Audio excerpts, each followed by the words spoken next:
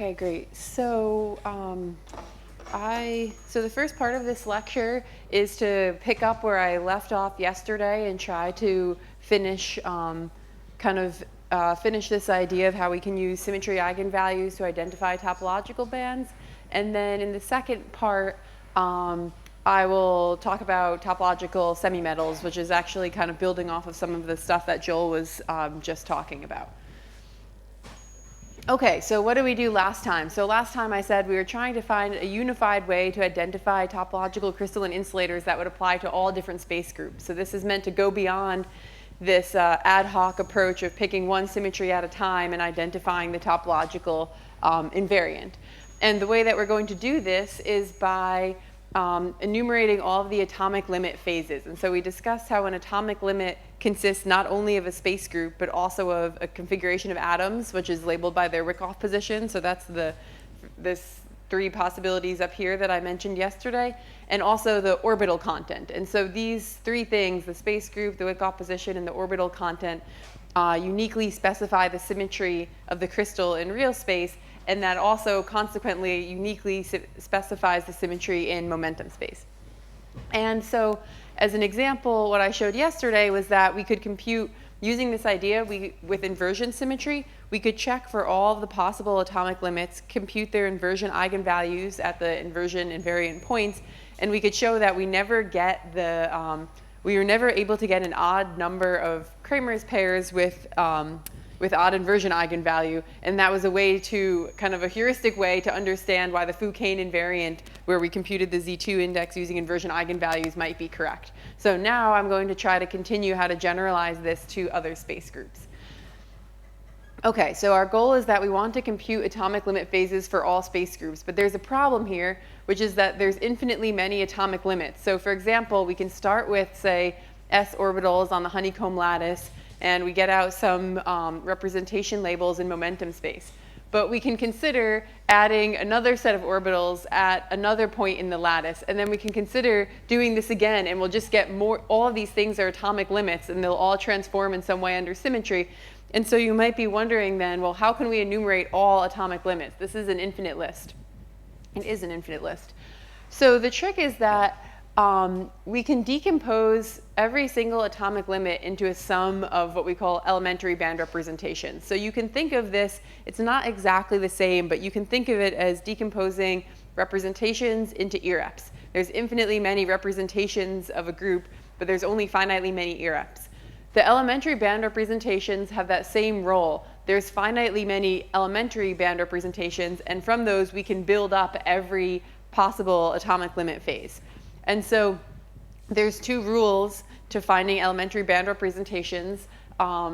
So for the first rule is that elementary band representations must be induced from irreps of the site symmetry group. So to put that in more physical terms, what that means is we used orbital content to specify the atomic limit.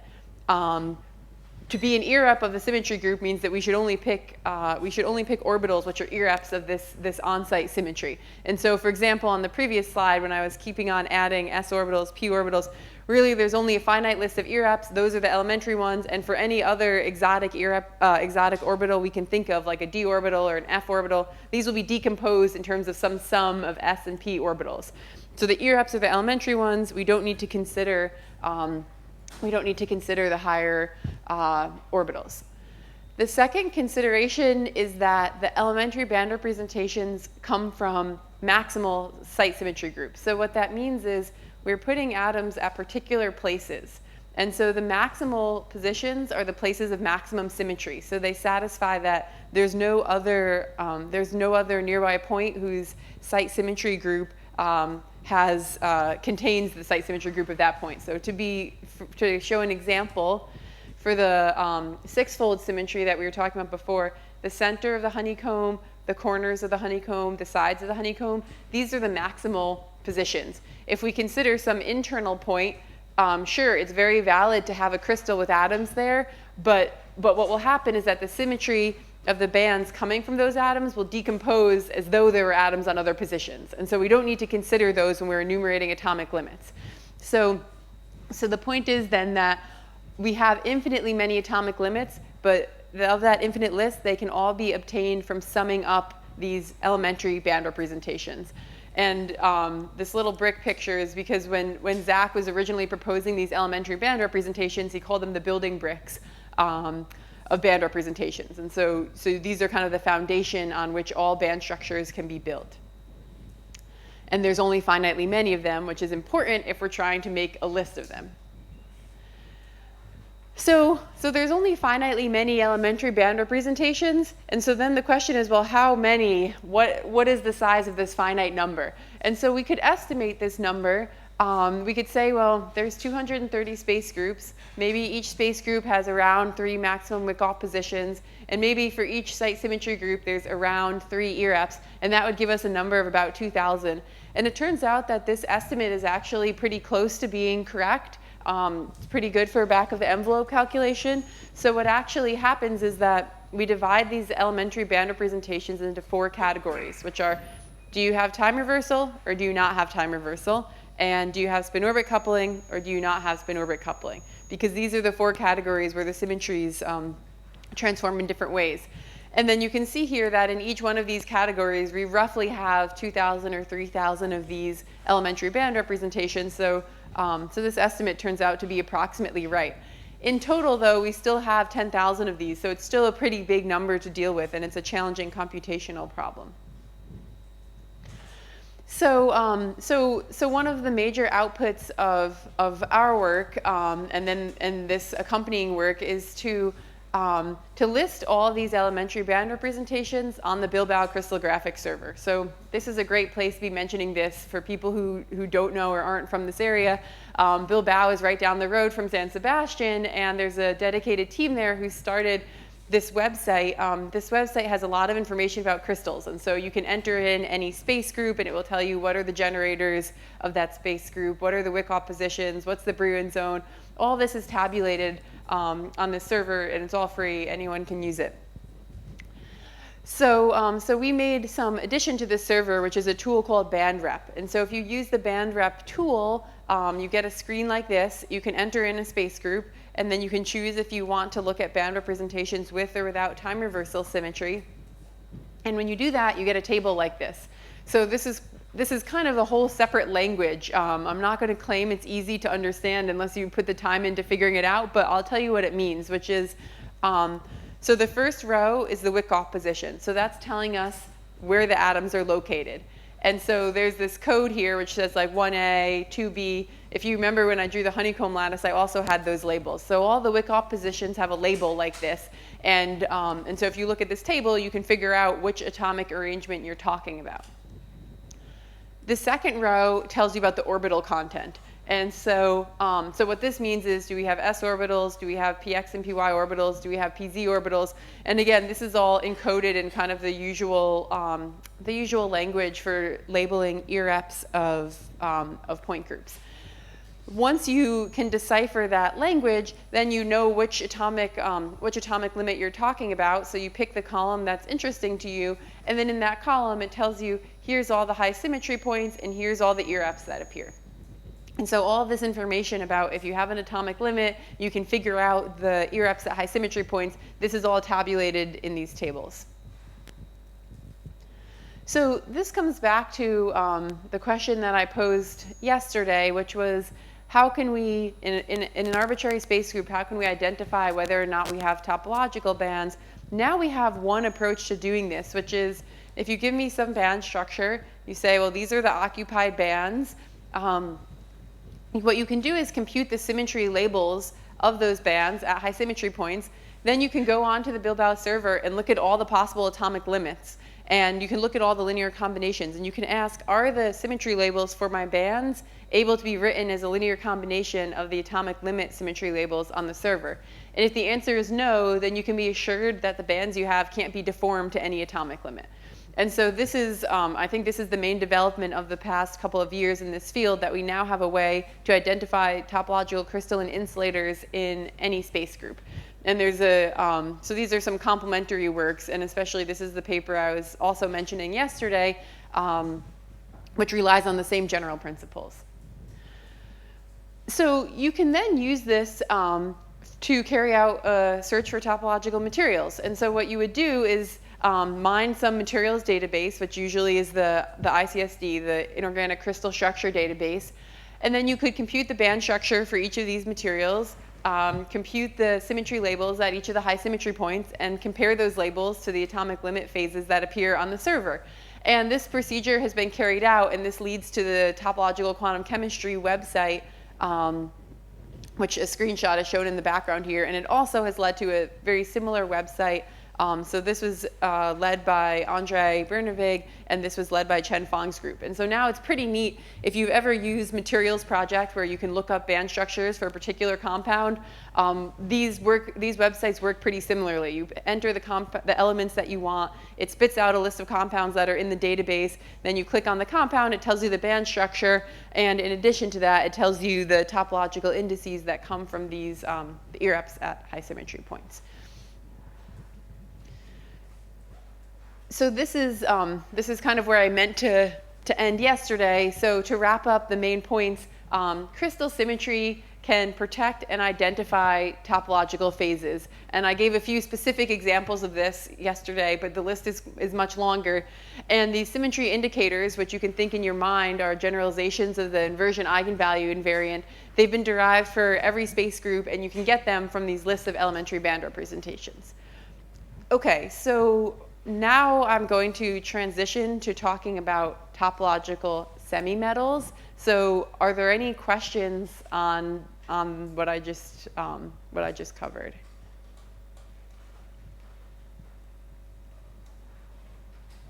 Okay, crystal clear. Good. So part 2 is topological semimetals. So I don't need to explain what a vial fermion is. We just heard about that from Joel. The important point that I'll come back to is for a vial fermion, you can write locally the Hamiltonian in this form k dot sigma. So what does that mean? You can think of a vial fermion as two bands, which are a linear band crossing. And so that means you can expand in the basis of those two bands. So you'll have a Hamiltonian of 2 by 2 matrices. And so you can always, the vial fermion might be tilted, it might have different velocities, but you could always deform it to be such that the Hamiltonian takes this form. And so the dot product is indicating that there's 3 Pauling matrices and there's 3 Ks. So Kx sigma x plus Ky sigma y plus Kz sigma z. That can always happen, or with a minus sign in front.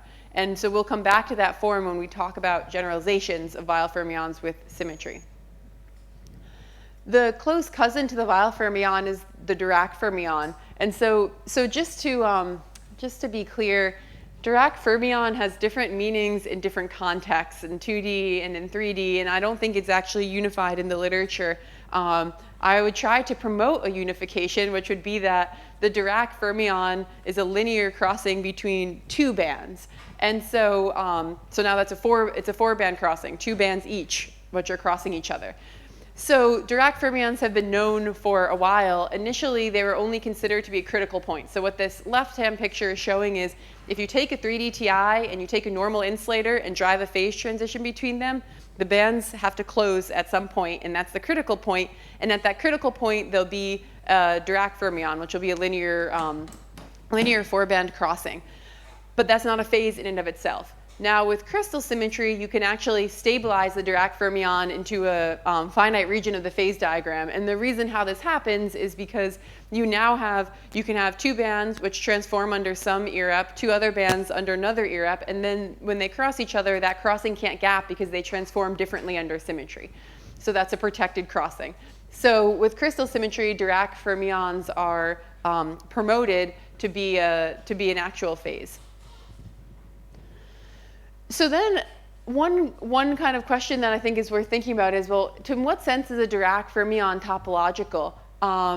Unlike vial fermions, Dirac fermions don't need to have Fermi arcs. And so to elaborate on how this works, you can think of a Dirac fermion, as Joel said, you can think of this as a sum of 2 different vial fermions of opposite chirality. So you might think then that you would have 2 Fermi arcs. And that's what this picture is showing. So if this was one Dirac, this was one Dirac, you could think of, you can see that there could be 2 Fermi arcs connecting them.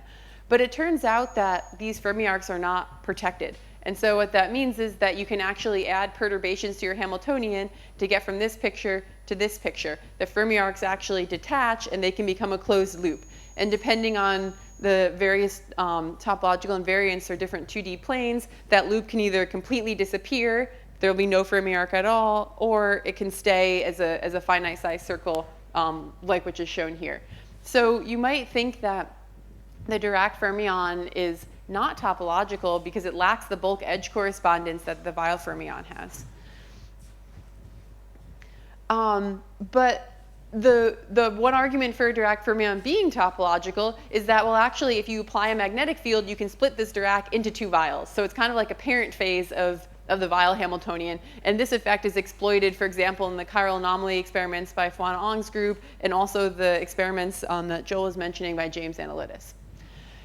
And there's one other interesting aspect that I just wanted to advertise, because this is a very recent paper that we finally put on the archive this summer, is another definitive argument for a certain class of Dirac fermions showing why they are topological. And what happens is that the Dirac fermions you can think of if they're sitting along the KZ axis, for example, you can ask, well, below one of the Dirac fermions and then above the other one, you can consider slices of the Brillouin zone with fixed KZ. So these will be like two-dimensional slices. And you can ask for those two-dimensional slices, does the 2D slice have a topological invariant? And what we're able to show in the cases where you have a C4 symmetry is that these two-dimensional slices themselves can transition between having a quadrupole moment and being trivial and non-trivial. And every time you cross the Dirac fermion, that invariant switches. And so as a consequence, there'll be on corners of a finite size system, there can be low energy modes, they're kind of like higher order Fermi arcs. They exist on corners and they connect the projections of the bulk Dirac points. And so this is one example which is kind of showing the topological nature of the Dirac fermion. Yes? For the time reversal symmetry breaking case, why are the fermions still protected from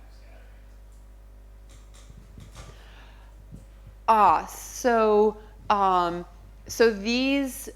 There's no other modes which are nearby in energy. So I see. So you're kind of asking about, usually when we talk about having surface states, we talk about helical modes of opposite spins. But if we don't have time reversal to protect those things will generically gap. These are a little bit different than helical modes. Actually, if there's two different states, you can think of them as being localized like separately on opposite corners. And so it's their spatial separation that will protect them. So we shouldn't really think of this so the picture that we're drawing here is different than the picture we draw for helical modes. For helical modes, we draw two bands that cross each other, and their time reversal symmetry protects that crossing. Here, what's actually happening is we only have this one-dimensional corner modes that we can plot, and they don't have this sort of crossing. And that's actually because there's just one state localized at each corner. Yeah. Okay, great. So vial fermions, Dirac fermions. The next question that you might ask is, well, what else is there? So it was realized pretty early on in this vial fermion mania that symmetries can protect other sorts of generalized vial fermions. And so these are called double and triple vials. What happens here is that instead of being a linear band crossing, crystal symmetry can protect band crossings which are either quadratic or cubic in certain directions. And these points actually have Chern numbers greater than 1. They can have a Chern number of 2 or Chern number of 3. And so consequently, they'll have double Fermi arcs or triple Fermi arcs. So these things can exist at high symmetry points. And the other thing that can exist is nodal lines. And so mirror symmetry, so we were talking about mirror symmetry yesterday. Mirror symmetry leaves an entire plane of the Brillouin zone invariant. And so if you have a mirror, what can happen is that within that plane, there can be a whole line of degenerate points, which is protected by symmetry. And so these are called line nodes. And they have a generalized form of a Fermi arc, which is they can have a surface state that takes up the entire 2D projection of that line node onto the surface. And these have been called drumhead surface states. So the question then, so there's one other thing I want to say about this, which is these types of nodal points now fall into two categories. Oh yeah, question? For the line nodes, they also need to calculate something like a churn number. And is the intuitive way to understand that the churn number is 2 or 3 for the right arrow points you're suggesting? Yes. Okay. So right. So okay, I can elaborate. So one way to think about these double and triple vials is suppose you have if you have two nearby vial points of the same chirality, symmetry can pin them to be located at the same K point. And so then the churn number is just something that sums up. Yeah. So that's basically what happens. The Dirac fermion is different than that. It's two vial points of opposite chirality. And I think the second question that you asked was about the line node. So you can compute invariance. So the line node is a degenerate circle. To compute an invariant, then you will want it to take the Berry phase as you make a loop around one part of that. And so people have there's a couple of papers about this. So these things will have like a pi Berry phase as you circle around. And then there's also some other interesting varieties. You can also ask, well, what if I take a sphere and enclose the whole line node? And it turns out that in some cases that can also have a non-trivial invariant. So there's a few different ways to characterize these depending on the symmetries that you have.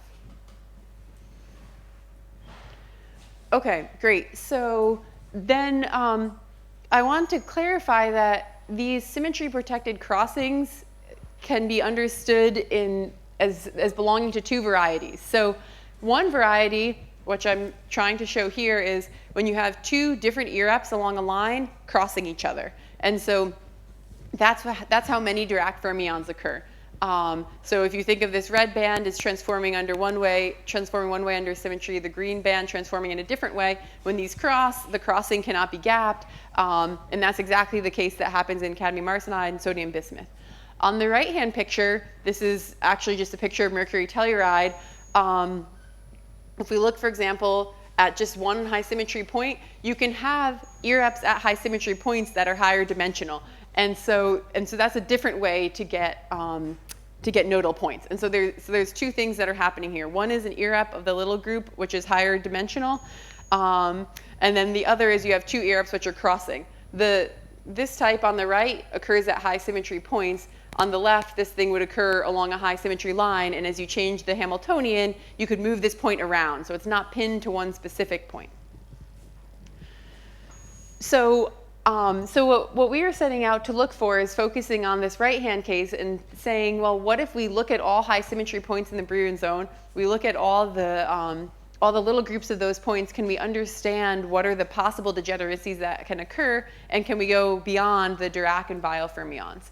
And so this is what I want to spend the rest of this talk on, saying, what are the fermions that can exist at high symmetry points? Well, what we found is that there's a family of them. We can understand them all within the same framework. And so I'll discuss briefly how do we identify them. It turns out that non-symmorphic symmetries are important, and then a couple of experimental realizations. And so there's two references for this. So we first did this for all the non-magnetic materials. And then very recently, Barry and Maya and I wrote a follow-up paper doing this for all the magnetic space groups. So what's the idea? So I already talked about this yesterday. So crystals fall into space groups. There's 230 of them. I didn't say this number yesterday. There's almost 1,200 of them if we look at the magnetic space groups without time reversal. So there's a big difference between non-magnetic and magnetic space groups just in terms of quantity, but the concepts are the same. And so our idea is, well, for each one of these space groups, we're going to look at each of the high symmetry points and look at the ear-ups of the little group at that point. So if you remember, this little group is the set of symmetries that leaves a particular K point invariant. So that's just a group. We can classify the ear-ups of that group. All of the bands at that point need to transform as ear-ups.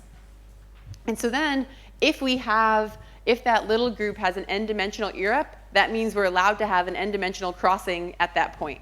And so our strategy is to look through all of these ear-ups and figure out what are the possible n-dimensional crossings. So the first time that we did this in 2016, this was rather laborious because we had to look through a textbook of all the ear-ups and see what are the different numbers that occur.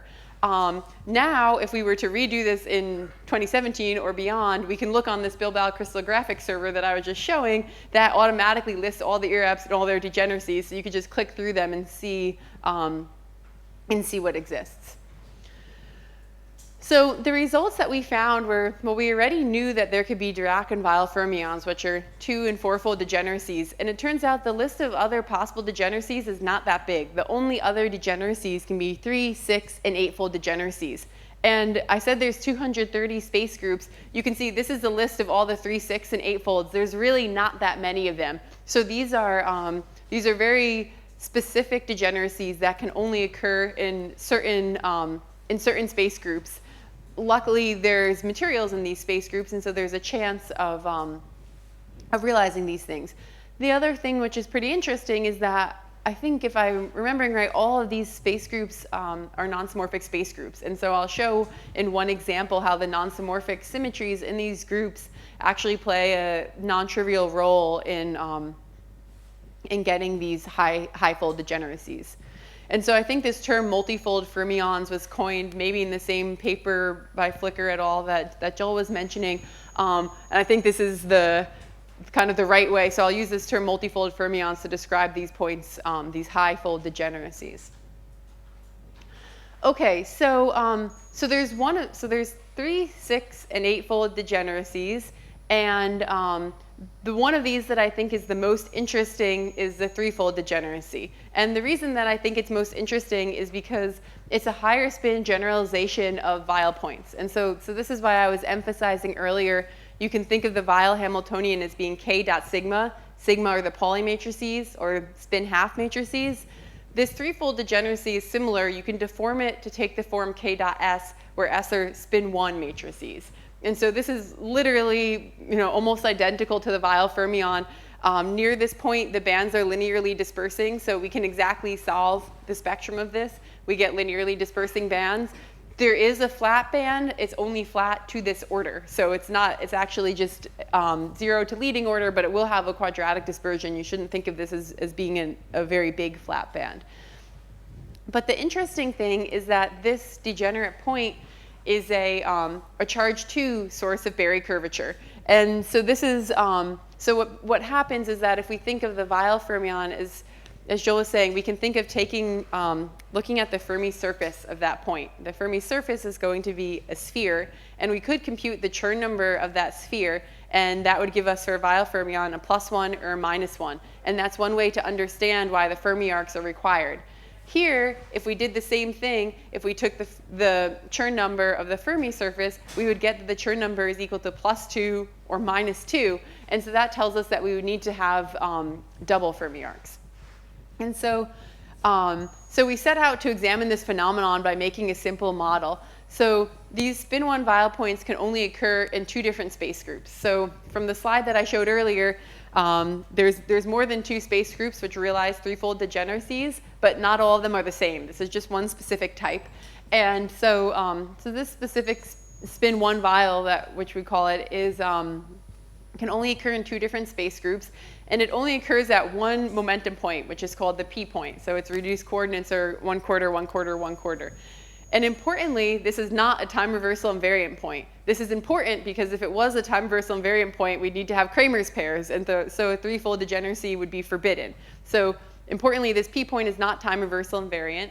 And so you might ask, well, how can we get this 3-fold degeneracy? Well, I already said it comes from the ERAPs of the little group at P, but to give a little more detail, this little group is generated by 2 different symmetry operations. One of them is a C2 screw operation, and the other is a C3 screw operation. So that's what I was saying about the non-symmorphic space groups. These screw operations are the combination of rotation and translation.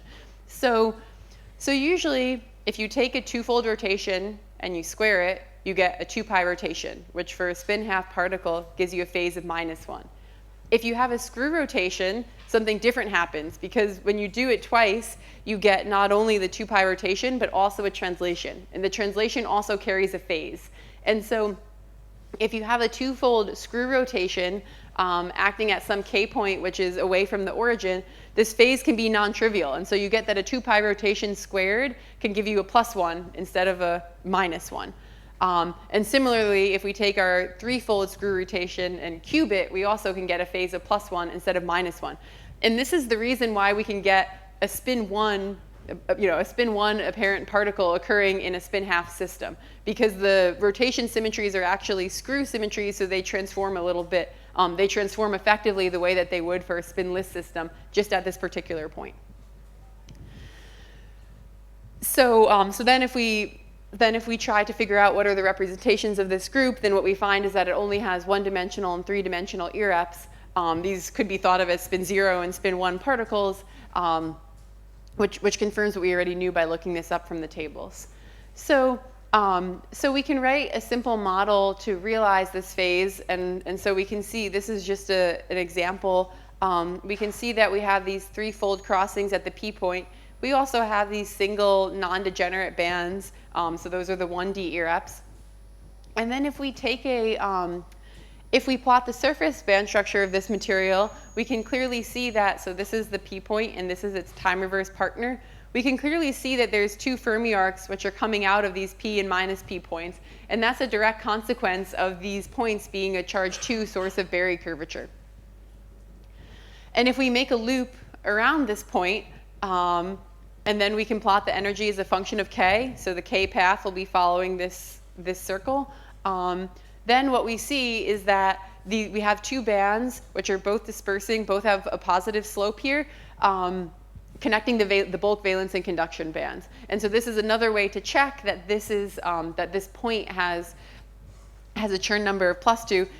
If this, so this is we can think of this as a 2D cylinder, which is enclosing our threefold degeneracy. So that 2D cylinder basically forms a gapped Hamiltonian with Chern number of 2. So it's like the nu equals 2 quantum Hall state, and these would be the two edge modes of that state. Yeah? What are the colors in this plot? So the colors are indicating the surface intensity. And so that's one, or the weight on the surface. And so that's one way to see that these are surface states, these things are surface states, these are bulk bands, and what's happening here, I can actually go back one slide, is basically we're taking, we're looking at a constant energy slice in the first picture, and so here we're starting to merge with the bulk bands, yeah.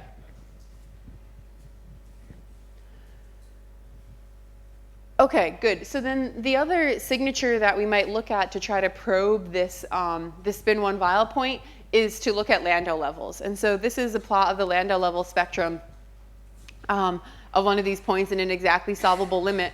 And so there's a few features here which are notable. So for vial fermion, what happens is you end up with a bunch of Landau levels. Actually, I think Video was talking about this yesterday. You end up with a bunch of Landau levels here, and they have a spacing which goes like square root of n.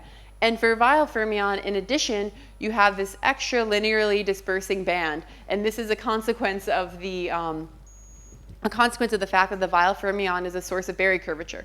What happens here is that we end up with two linearly, not linearly, we end up with two of these bands which have, you can say they have spectral flow. They start on the upper left and go down to the lower right.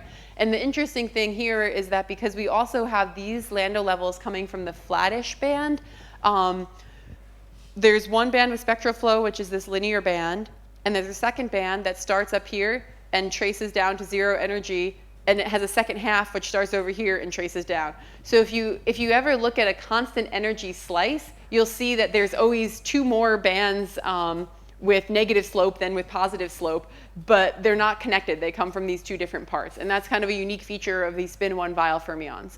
So we can say that there's two chiral modes, which is exactly the same thing you would see for a double vial point. But in addition, the level spacing of the Landau levels goes like square root of n, which is what you would see for a single vial point, and that just comes out of having a linear dispersion. So so the spin 1 vial point is like halfway in between. It's a charge 2 source of Berry curvature like the double vial, but because it's linear, it also has some features of single vial points. And so there's a couple of materials which we found that could potentially realize these spin 1 vials near the Fermi level. And so this is one example. So the right is just a zoom in of the left-hand plot. So this is showing, this is clearly a threefold degeneracy. And I guess the other point to say is in our linear order model, this middle band was completely flat. And you can see here that actually it has some dispersion if you just go to the next order in K. Then more recently, there's been observations of these spin 1 vial points in this cobalt silicide material. This is closely related to the RH silicide material, which Joel was just mentioning. So what happens here, so this is the theory plot of the band structure, and you can see at the gamma point you get a threefold crossing. This is actually a little bit different than the threefold crossing that I was discussing, because previously I was talking about a spin orbit coupled material. Here they're plotting a band structure without spin orbit coupling, and so I was saying before how you needed the non-symmorphic symmetries in order to get something spin 1 out of a spin half system. Since this plot is for a spinless system, they can get these spin 1 excitations right at the gamma point. So that's what they predict. This is a theory plot of the Fermi arcs coming out of there. And then here's the experimental data. So they have ARPES data, which is showing these Fermi arcs on the surface, which have some resemblance to the theory prediction. And in addition, they also have this X-ray data, which is kind of reproducing the bulk band structure predicted by theory. So this is a pretty neat realization of these spin 1 vial points. Yes? Maybe you said that. Yeah. You have this spin 1 half, so it's a source of topological flux, right? Yeah. Channel number 2. So is there some way they can recharge the Yes. So in the previous model that I showed, there's 2 of these, and there's actually vial points that are in between them. Here, this is at the gamma point. There's not a partner, but there's actually what I'm going to show next. There's also this. There's this crossing at another point. So there has to always be compensating crossings. They don't always need to be the same type. So you can have 1 charge 2 source and then 2 charge 1s, or other combinations. Yeah. So you have, it's cool, you have differently charged Yes. particles in your brain. Yes. Yeah. And and charge here, just to be clear, because sometimes I've gotten this question, charge is meaning source of Berry curvature, not electric charge. You know this, but just to be perfectly clear. Yeah. So you can have different particles of different charge located at different points. So that it's actually a pretty interesting question. You know that the sum of these charges has to be 0 in order to be, there has to be 0 in the entire Brillouin zone. But actually, you might ask, well, could we make any combination of points that sums to 0? And the answer many times is no. And some of the, one of the results that we've gotten from having all these IRAPs on the Bilbao crystallographic server is that we can see the constraints, basically. You can see, well, this point always has to flow along this line into these IRAPs, and these will always cross and make a vial point. So it's not so simple as saying all the charges add to 0. Symmetries constrain you a lot further than that. Okay, good. So then there's another generalization of the spin 1 vial, which is the spin 3 halves vial. So this is, again, why I was trying to emphasize this Hamiltonian. This takes the exact same form, except now this spin is spin 3 half matrices. And so this is actually kind of neat, because now there's 4 different bands, and different bands will have different Chern numbers. So depending on which band your Fermi level is sitting in, you'll get different numbers of Fermi arcs coming out of this point. And so so again, there's a theoretical calculation which is showing these points, and then there's, and this is the surface data, which is showing the Fermi arcs coming out. And so if your Fermi level is sitting way up here, you're getting contributions from 2 bands. You would get, for example, you could get the Chern 3 and the Chern 1 band, and this would together add up to 4. And that was the 4 which was mentioned in the previous talk. And you can see by looking here that there's these 4 Fermi arcs which are coming out, which is a consequence of that. So you might be wondering then, well, how long can this go on? There's spin half vial, spin 1 vial, spin 3 halves vial. This is the end of the vials that can be protected by crystal symmetry. There's this 4-fold degeneracy is the last of these purely chiral fermions that can exist. Okay, good. So, and this is a picture schematically depicting all of them. They all have linear crossings, and the Chern numbers of each band are completely determined.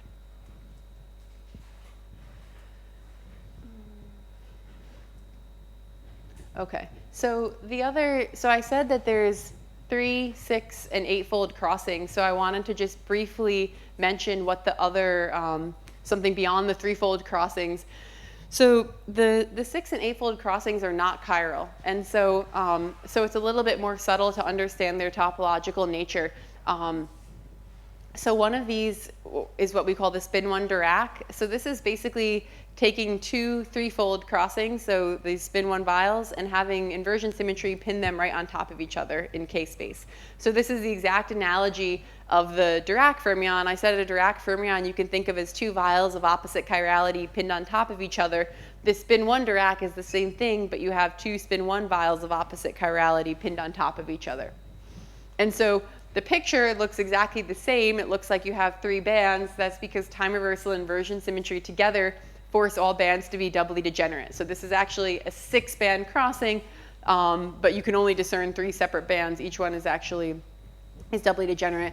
And this, again, can also only occur in 2 different space groups. They're the same space groups as for the 3-folds, but with inversion symmetry also as a generator.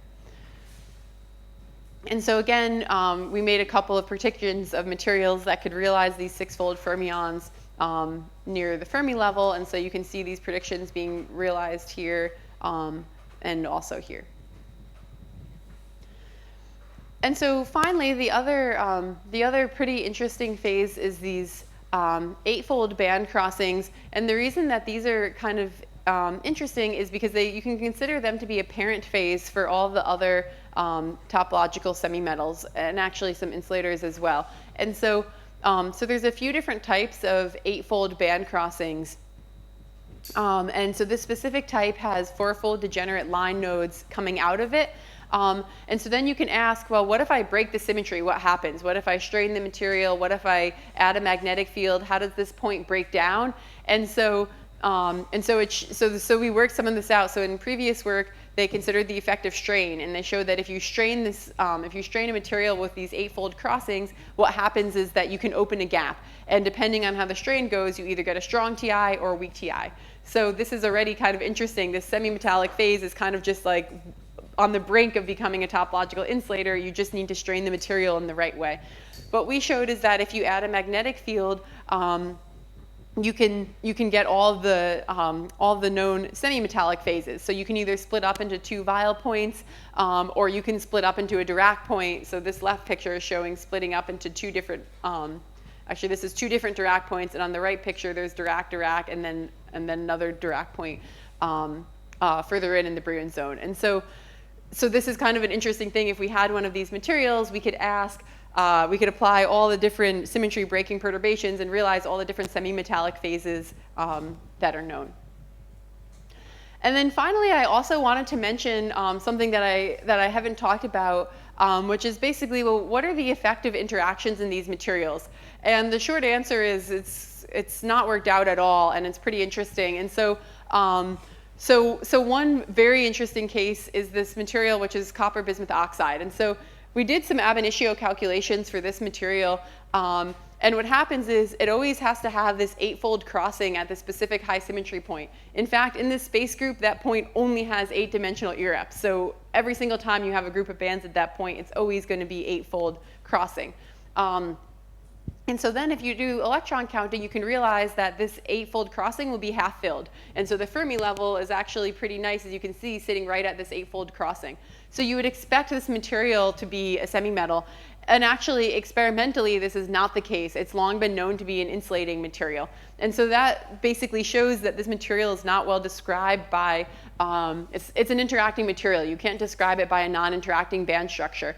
And so there's this, this paper here where they did a DMFT calculation examining this particular material in the presence of interactions and showing how you can open a band gap. But I think in general, this is a very interesting future theoretical direction, which is if you take the semimetals, which are predicted using non-interacting band theory, and add interactions, how do these things gap out? What are the different degeneracies that result? Are there interacting topological phases, topological insulators that result?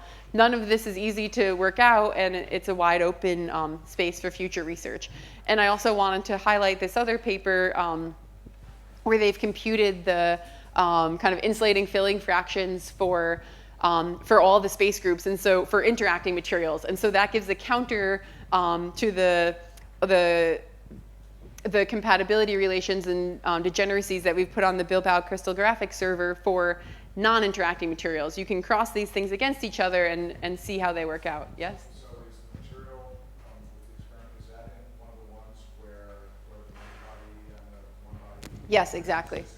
Yes, I'm pretty sure that it is. Yeah. So I think it's not contradicting the theory if you include the interacting theory. That allows for insulating filling at 4n. Know that there's no symmetry Right. It doesn't seem like the symmetry is broken because this is so this material can go magnetic, but this this band gap persists above the Néel temperature. So it's not obvious how the symmetry is broken. Yes.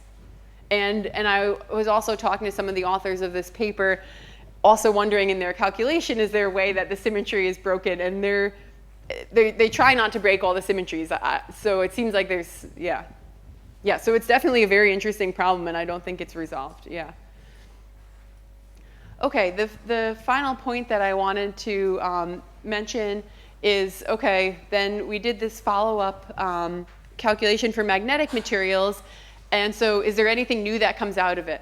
Well, one thing is it's a lot harder to do anything in the magnetic material. So like I said, there's 1,200 space groups instead of 200, and in addition, the ab initio calculations are extremely complicated. The reason is if you want to get a cool kind of magnetic order, so you want to get maybe a non-symmorphic symmetry which has alternating spins as you move around your screw, you need to have a lot of sites in the unit cell. So these calculations are very difficult, and I'm not sure how this area of research will proceed knowing that the calculations are so difficult.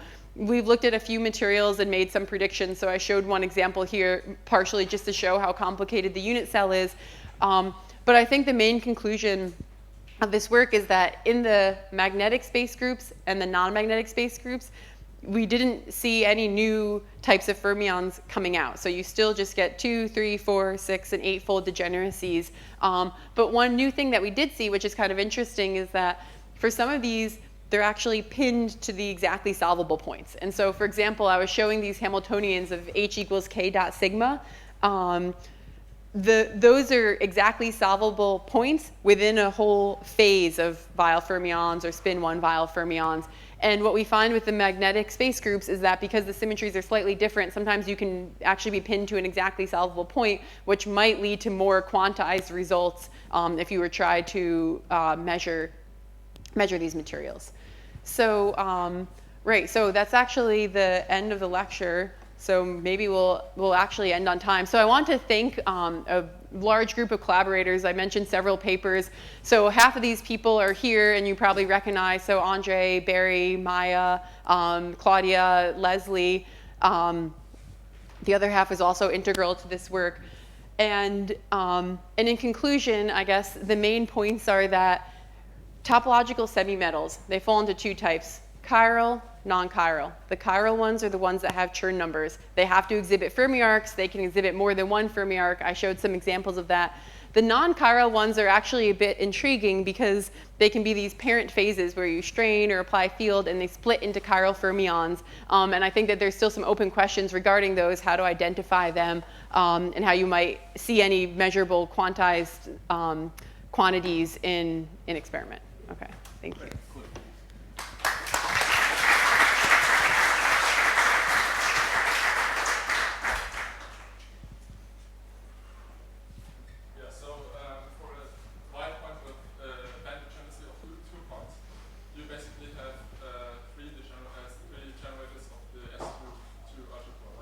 Mm-hmm. Protect basically the white point, and it can only move to the crystal. So for the SU1, for the one spin 1 white point, basically can they open the gap, or is it protected by the? Oh, right, exactly. So it's protected by crystal. Yeah, exactly. It's protected by the crystal symmetry. Yeah, but if you have like this order that breaks this crystal symmetry, then it's more prone to open the gap. Yes, exactly. So so that is very important. So the vial points don't require any crystal symmetry to protect them, which makes them especially interesting and especially robust. for these threefold spin 1 vial points, yes, they require crystal symmetry to protect them. However, for any sort of chiral fermion, if you break it with symmetry, you won't break the chirality. So what will happen is it will split up into multiple vial points. Yeah. Actually, let me follow up. Yeah. I have a question which goes in the same direction. You know, if you Google spin 1 Dirac equation, you get 0 hits. I just did this. I mean, I was asking myself Yeah. the question I never asked before. Why don't we have a spin 1? You mean spin 1 vial fermions actually? So there must be some holy principle in particle physics. Yeah. They don't like it. Yeah. To work in a higher dimensional representations of. Well, I guess what I was going to say is I think it's more because of the different velocities that emerge. And so in high energy physics, you want to have relativistic symmetry, and so there'll only be particles which are having the same velocity. And here that's impossible because of this kind of like flat band to leading order. So you don't like that answer. The symmetry group is less, and so you would get different, yeah. Or could we say that we don't have, I mean, the representation space is too large, and we don't see 6-dimensional gamma matrices, for example. They're always 4-dimensional, I guess for the reason which... Yeah, so these groups are groups that don't occur, there's less symmetry than in high energy physics because of because you've broken down space into discrete pieces. And so I think there's groups that come up that you wouldn't see. And maybe in this direction, we have more freedom now to add quote-unquote mass terms. Yeah. Okay. Yeah, so I guess the interesting thing to say would be, how do all these combine into representations of SU2? And they'll combine into some way, and they'll only occur in certain relativistic multiples, basically. And now we can separate these things into the threefolds, which don't occur. Yeah. Okay. You noted how the Dirac Fermi surface doesn't necessarily decompose into two Fermi arcs. Is that the same case as well on the spin 1 analog? Two surfaces with 4 arcs? For the spin 1 Dirac fermion. Dirac versus Yes. spin 1 vials. Okay, so the spin 1 vial has 2 Fermi arcs, has to, because it's chiral. The spin 1 Dirac is 2 anti-chiral, oppositely chiral copies of that. So you would expect, so this has not actually been worked out. I'm actually trying to encourage a student to work it out. What you would expect is that you could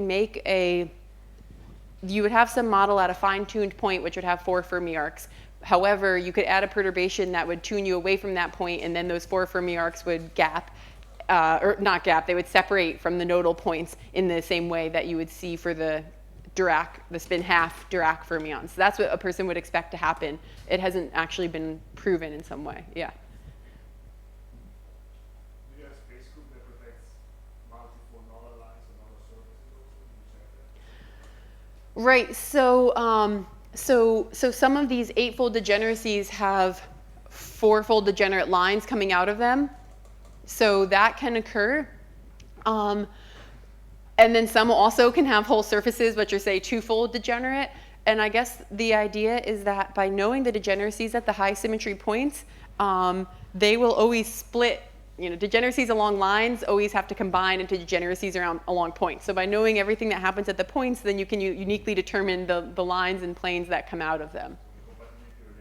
Yes, that's exactly it. The compatibility relations will tell you what's happening on lines that move away from these points. And therefore, you can only get less. You're not going to ever get more. Yeah. All right. Thanks for asking more questions. There is still room for improvement. Okay. And let's, Thank you.